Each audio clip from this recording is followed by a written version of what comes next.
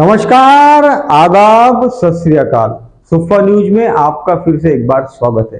देखते हैं दिन भर की खास खबरें। सरकार द्वारा राशन के लाभार्थियों को निःशुल्क अनाज उपलब्ध कराया जा रहा है, लेकिन कालाबाजारी करने वाले उसमें भी डल्ला मार रहे हैं। बुल्ढाना पुलिस ने 300 क्विंटल राशन का चावल पकड़ा है। वहीं दूसरी ओर राशन की दुकान पर राशन के लाभार्थियों को चावल नहीं दिया जा रहा है। राशन दुकानदारों का कहना है कि चावल अभी तक हमें मिला नहीं है। फिर राशन माफियाओं के पास इतने बड़े प्रमाण में राशन का चावल कैसे पहुंच रहा है, यह खोज का विषय बन गया है। बुल्ढाना जिले में बड़े प्रमाण में चल रहे अनाज के कालाबाजार का पर्दाफाश हुआ है। अपर पुलिस अधीक्षक के दल ने रविवार को राशन के चावल की बोरियों से भरा ट्रक पकड़ा। इस ट्रक में राशन के अनाज के लाभार्थियों का राशन भरा हुआ था, जिसके आधार पर पुलिस अधीक्षक के दल ने इस ट्रक का पीछा कर उसे पकड़ा और उसकी जांच की। तब ट्रक में राशन की 300 क्विंटल चावल होने की बात पता चली। बुल्ढाना के अपर पुलिस अधीक्षक के दल ने इस ट्रक को भोनगांव पाटे पर पकड़कर उसे शेगांव ग्रामीण पुलिस थाने में लाकर शेगांव ग्रामीण के थानेदार दिलीप वडगांवकर के हवाले कर आगे की कार्रवाई की शुरुआत की। पुलिस अधीक्षक अशोक थोरात के दल को सूचना मिली थी कि एक ट्रक में राशन का चावल भरा हुआ है। इसके बाद दल ने गुप्त जानकारी के आधार पर जाल बिछाकर यह कार्रवाई की। इससे पहले भी शेगांव पुलिस ने 1.5 साल पहले इसी प्रकार की कार्रवाई करते हुए 200 बोरी चावल जब्त किया था। यह चावल 8 से 10 महीने पुलिस थाने में जमा था। इसके बाद आपूर्ति विभाग और शेगांव तहसीलदार ने माफिया पर कार्रवाई की थी। राशन अनाज के लाभार्थियों का चावल, वह भी इतने बड़े प्रमाण में, राशन माफिया के पास कैसा पहुंचता है, यह खोज का विषय बना हुआ है। विशेष बात यह है कि इस प्रकरण में राशन के अनाज के मालिक संग्रामपुर तहसील के पप्पू ने शेगांव ग्रामीण थाने में भेंट देने की गुप्त जानकारी मिली। फिर भी इस राशन माफिया को पुलिस प्रशासन कैसे नहीं पहचान पा रही है, इसे लेकर पुलिस प्रशासन पर संदेह की सुई उठ रही है। रविवार को पकड़े गए राशन के चावल से लदे ट्रक पर शुक्रवार तक किसी भी प्रकार की कार्रवाई नहीं की गई। यह भी खोज का विषय बना हुआ है। इस राशन के चावल का मालिक कौन है, यह अभी तक पता नहीं चल पाया। फिर भी इस प्रकार की चर्चा चल रही है कि इस मामले में राजनीतिक लोगों का हाथ है। शेगांव से महेंद्र मिश्रा की रिपोर्ट। लोकसभा चुनाव के साथ ही विधानसभा उपचुनाव की घोषणा भी हो चुकी है। इसे लेकर शिवसेना उद्धव बालासाहेब ठाकरे गुट ने अकोला पश्चिम से अपना उम्मीदवार घोषित किया है, जिसके लिए उन्होंने राजेश मिश्रा को चुना है। इस घोषणा के 5 घंटे के बाद ही कांग्रेस ने भी अपना उम्मीदवार घोषित किया है, जिसे लेकर उन्होंने फिर से एक बार साजिद खान पठान को उम्मीदवारी दी है। गौरतलब है कि विधायक गोवर्धन शर्मा के कार्यकाल के समय साजिद खान पठान ने उन्हें कड़ी टक्कर दी थी। अभी तक अन्य पार्टी जैसे भाजपा हो गई, वंचित बहुजन आघाड़ी हो गई, इन्होंने अपने उम्मीदवार घोषित नहीं किए हैं। जब तक ये उम्मीदवार घोषित नहीं करते, तब तक इस चुनाव की रंगत नहीं बढ़ने वाली है। अब देखने वाली बात यह होगी कि अन्य पार्टियां कौन से उम्मीदवार को इस चुनाव मैदान में उतारती है। अकोला में लोकसभा चुनाव के साथ ही विधानसभा उपचुनाव की गतिविधि तेज हो गई है। भारतीय जनता पार्टी के विधायक गोवर्धन शर्मा के निधन के बाद अकोला विधानसभा पश्चिम क्षेत्र की सीट रिक्त हो गई थी, जिसे लेकर चुनाव लिए जा रहे हैं। अकोला पश्चिम विधानसभा क्षेत्र उपचुनाव के लिए गुरुवार को उद्धव बालासाहेब ठाकरे शिवसेना की ओर से पूर्व पार्षद राजेश कृपाशंकर मिश्रा को उम्मीदवारी दी गई, जिसके 5 घंटे के भीतर कांग्रेस ने भी इस विधानसभा क्षेत्र के लिए अपने उम्मीदवार की घोषणा कर दी, जिसमें साजिद खान पठान को एक बार फिर से कांग्रेस ने अपनी उम्मीदवारी दी है। विशेष बात यह है कि इससे पहले की विधानसभा चुनाव में पश्चिम क्षेत्र से साजिद खान पठान ने विधायक गोवर्धन शर्मा को कड़ी टक्कर दी थी, जिसे देखते हुए फिर से एक बार कांग्रेस ने साजिद खान पठान पर अपना विश्वास जताया। हालांकि महाविकास आघाड़ी में सभी पार्टी एकत्रित हुई है, लेकिन विधानसभा के उपचुनाव में स्वतंत्र उम्मीदवार दिए गए हैं, इसकी वजह से राजनीतिक समीकरण बदल गया है। उद्धव बालासाहेब ठाकरे शिवसेना ने और कांग्रेस ने अपना उम्मीदवार घोषित कर दिया है, परंतु अभी शिवसेना शिंदे गुट, भारतीय जनता पार्टी और राष्ट्रवादी कांग्रेस पार्टी के अलावा वंचित बहुजन आघाड़ी ने अपना उम्मीदवार घोषित नहीं किया। इन पार्टियों के अपने उम्मीदवार घोषित होने के बाद अकोला विधानसभा पश्चिम मतदाता संघ की स्थिति स्पष्ट हो सकती है। तब तक किसी भी प्रकार के कयास नहीं लगाए जा सकते। आईपीएल की शुरुआत हो चुकी है, जिसकी ओर सभी खेल प्रेमियों को ध्यान लगा है। आईपीएल में करोड़ रुपए का सट्टा लगता है, जिसे देखते हुए अकोला में भी सटोरिये सक्रिय हो गए हैं। कुछ साल पहले पुलिस ने कई सटोरियों को मैच के दौरान सट्टा लगाते हुए रंगे हाथों गिरफ्तार किया था। परंतु पिछले कुछ सालों में इस बार किसी भी प्रकार की कार्रवाई नहीं की जा रही है। आईपीएल के दौरान लाखों का सट्टा लगने की संभावना जताई जा रही है। इस दौरान पुलिस को एक विशेष दल स्थापित करते हुए ऐसे सटोरियों पर लगाम लगानी चाहिए, इस प्रकार की अपेक्षा व्यक्त की जा रही है। शुक्रवार 22 मार्च से इंडियन प्रीमियर लीग अर्थात आईपीएल के 17वें सीजन का आगाज हो चुका है।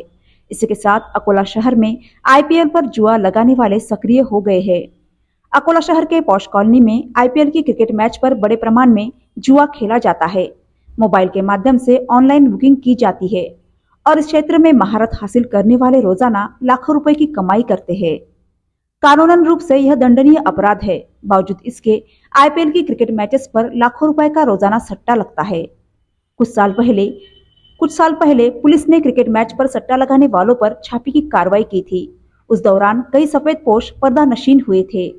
इस कार्रवाई को कई साल होने के बाद भी अभी तक पुलिस द्वारा किसी भी प्रकार की ठोस कार्रवाई नहीं की गई, जिसके कारण क्रिकेट मैच पर सट्टा लगाने वालों की हिम्मत काफी बढ़ गई है, जिसमें युवा वर्ग बड़ी संख्या में शामिल हो रहे हैं। हार जीत में रोजाना लाखों रुपए की लेन देन होती है।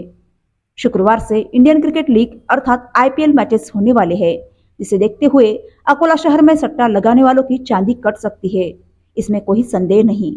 जिसे देखते हुए जिला पुलिस अधीक्षक द्वारा विशेष दल स्थापित कर ऐसे सटोरियों पर कार्रवाई करने की अपेक्षा व्यक्त की जा रही है। बालापुर शहर में राशन दुकानों के बाहर स्टॉल लगाकर राशन का चावल खरीदने वाले लोग सक्रिय हो गए हैं। जो भी लाभार्थी ग्राहक चावल लेकर बाहर निकलता है तब उसे चावल को महंगे दामों में खरीदा जाता है और इसी चावल का भंडारण कर उसे ट्रकों के माध्यम से दूसरे जिलों और राज्यों में भेजा जाता है, जहां चावल की पॉलिश कर उसे महंगे दामों में बेचा जाता है, जिसकी ओर आपूर्ति विभाग का बिल्कुल भी ध्यान नहीं है। लोगों का आरोप है कि इस मामले में राशन माफिया और राशन के जो अधिकारी है उनकी मिलीभगत है। बालापुर में मुख्य शहर में राशन अनाज दुकान से प्रति महीने निशुल्क अनाज मिल रहा है, जिसमें गेहूं 1 किलो और सबसे अधिक चावल का प्रमाण होने के कारण राशन दुकानों के बाहर राशन माफिया के प्रतिनिधि लोगों से राशन का चावल खरीदने के लिए सीधे सीधे राशन के दुकान के सामने स्टॉल लगा रहे हैं, जिसमें बड़े प्रमाण में राशन अनाज के दुकानों से चावल मिलने के बाद वही स्थान पर किसी भी प्रकार की अनुमति नहीं रहने के बाद इसमें बड़े प्रमाण में राशन अनाज दुकानों से चावल मिलाने के बाद वही स्थान पर किसी भी प्रकार की अनुमति नहीं रहने के बाद राशन के चावल की गैर कानूनी रूप से खरीदी की जा रही है, जिसकी ओर बालापुर के आपूर्ति विभाग का ध्यान नहीं है। आर्थिक लाभ के कारण आपूर्ति विभाग इस ओर ध्यान नहीं दे रहा है। इस प्रकार का सवाल आम नागरिकों में हो रहा है, इसकी ओर वरिष्ठ अधिकारियों को गंभीरता से ध्यान देकर राशन का चावल गैर कानूनी रूप से गोदाम में बड़े प्रमाण में भरकर रखा जा रहा है और राशन के चावल को ट्रक में भरकर अकोला जिला के बाहर अन्य जिलों और राज्यों में ले जा रहा है, जिसमें राशन माफिया और संबंधित विभाग के अधिकारी की मिलीभगत है। इसके कारण इन अधिकारी और चावल खरीदने वालों पर किसी भी प्रकार की कार्रवाई की नहीं जा रही है।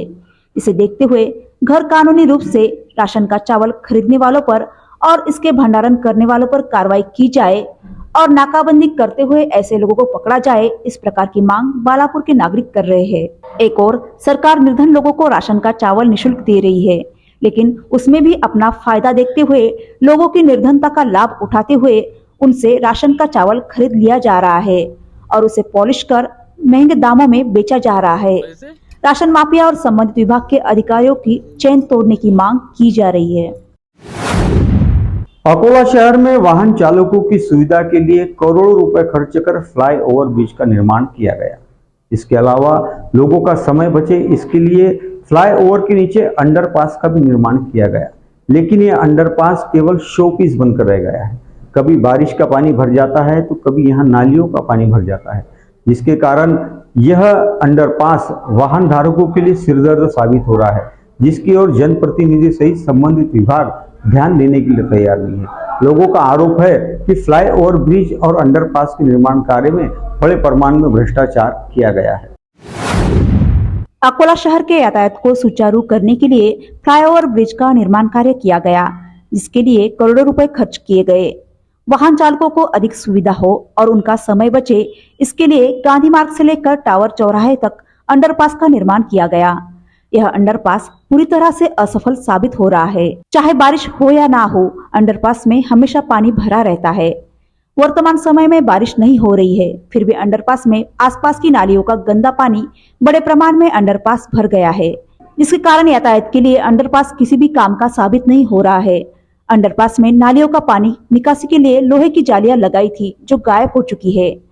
आसपास की नालियों का गंदा पानी बड़े प्रमाण में अंडरपास में भर रहा है, जिसे लेकर संबंधित विभाग सहित जनप्रतिनिधि ध्यान देने के लिए तैयार नहीं है, जिसकी वजह से अंडरपास केवल सफेद हाथी साबित हो रहा है। करोड़ों रुपए खर्च होने के बाद भी इस अंडरपास का इस्तेमाल नहीं हो पा रहा है।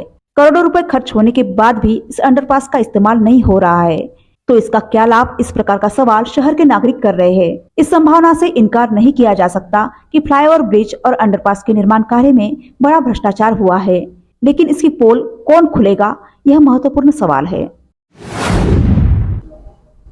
पुणे के पिंपरी चिंचवड़ में पत्रकारों का सत्कार किया गया। इस दौरान कई प्रकार के परिसंवाद का आयोजन किया गया, जिसमें महाराष्ट्र भर के पत्रकार बड़ी संख्या में उपस्थित थे। बालापुर के अकोला जिला अध्यक्ष गणेश सुरजीसे को इस अवसर पर सम्मानित किया गया। उन्हें ग्रामीण पुरस्कार दिया गया। उनके ग्रामीण कार्यों में किए गए उल्लेखनीय कार्य को लेकर उनका सम्मान पत्रकारों की उपस्थिति में किया गया। राज्य एवं देश में सर्वाधिक पत्रकार सदस्य संख्या वाले महाराष्ट्र राज्य पत्रकार संघ मुंबई की ओर से पिंपरी चिंचवड़ पुणे स्थित आहेर गार्डन वीआईपी बास्केट हॉल में पत्रकारों का राज्य स्तरीय अधिवेशन व परिसंवाद, इस प्रकार पत्रकार पुरस्कार समारोह सैकड़ों पत्रकारों की उपस्थिति में अत्यंत उत्साह के साथ लिया गया, जिसमें अकोला जिला अध्यक्ष गणेश नथुजी सुरजेश को राज्य स्तरीय उत्कृष्ट पत्रकार पुरस्कार से सम्मान चिन्ह देकर संगठन की ओर से विविध क्षेत्र के वरिष्ठ पत्रकार और मान्यवरों की उपस्थिति में सम्मानित किया गया। राज्य स्तरीय अधिवेशन के उद्घाटक रूप में प्रदेशाध्यक्ष वसंतराव मुंडे, प्रदेश महासचिव विश्वासराव आरोटे, ज्येष्ठ संपादक उदय निरुडकर, ज्येष्ठ संपादक राजकीय विश्लेषक उपस्थित थे। जबकि इस कार्यक्रम के अध्यक्ष पत्रकार संघ प्रदेशाध्यक्ष वसंत मुंडे प्रमुख रूप से उपस्थित थे। सांसद अमोल कोल्हे, विधायक बच्चू कडू, विधायक श्रीमती अश्विनी जगताप चिंचवड, विधायक महेश लांडगे भोसरी विधानसभा, सौ उमा खापरे विधान परिषद, विधायक नवनाथ जाधव प्रदेश प्रसिद्धि प्रमुख आदि मान्यवर उपस्थित थे। दोपहर 12 बजे के समय अमृत काळातील माध्यम स्वातंत्र्य, भविष्य आणि पत्रकारितेतील राम इस विषय पर आयोजित परिसंवाद में ज्येष्ठ लेखक संपादक अरविंद जगताप, विशेष तथा ज्येष्ठ पत्रकार निरंजन टकले, ज्येष्ठ पत्रकार तथा राजकीय सामाजिक गतिविधि के विश्लेषक आशीष जाधव, ऑनलाइन लोकमत मंदार फनसे, संपादक टाइम्स नाउ मराठी महेश मात्रे, ज्येष्ठ पत्रकार तथा राजकीय सामाजिक गतिविधि के अभ्यासक शामिल हुए थे। आज तक के लिए बस इतना ही। कल हम फिर मिलेंगे नए समाचारों के साथ। तब तक आप देखते रहिए सोफा न्यूज, आम आदमी की आवाज। यदि आपने अभी तक हमारे चैनल को सब्सक्राइब नहीं किया है तो सब्सक्राइब जरूर करें और बेल आइकन बटन दबाना ना भूलें। यदि आपके पास किसी भी प्रकार की समस्या है या आप उसकी जानकारी रखते हैं, वो हम तक जरूर पहुंचाएं। हम आपकी समस्या को उजागर करने का और प्रशासन के सामने लाने का प्रयास जरूर करेंगे। तब तक आप देखते रहिए सोफा न्यूज, आम आदमी की आवाज। तब तक के लिए नमस्कार।